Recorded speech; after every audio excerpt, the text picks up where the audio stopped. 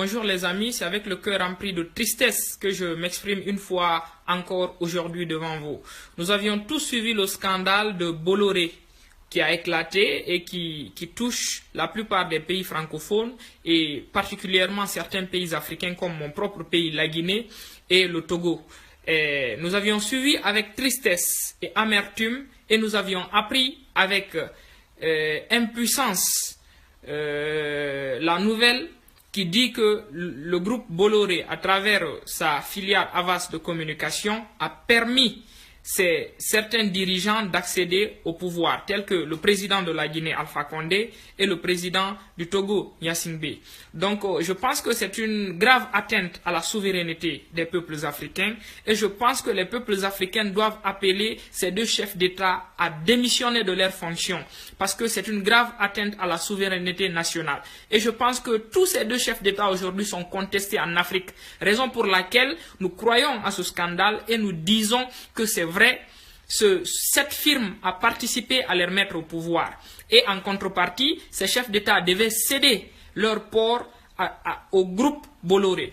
Aujourd'hui, j'en appelle à la conscience de tous les Africains. La France est présente en Afrique à travers des multinationales. C'est ce qu'on appelle le néocolonialisme. C'est Orange qui est présent dans nos États.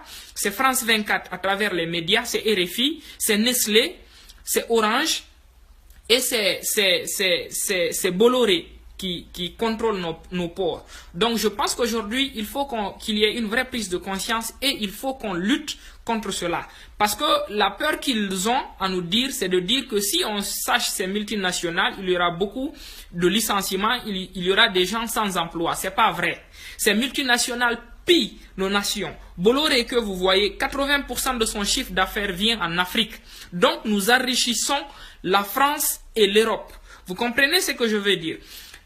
Ils ont créé un système tellement sophistiqué que c'est nous qui tirons les munitions qui coulent nos nations. C'est-à-dire c'est nous qui entretenons ces multinationales.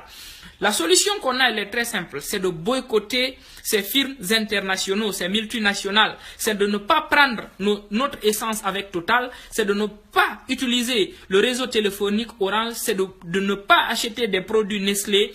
Et c'est de ne pas regarder ces chaînes qui nous désinforment telles que France 24, Canal+, TV5 et RFI qui nous désinforment.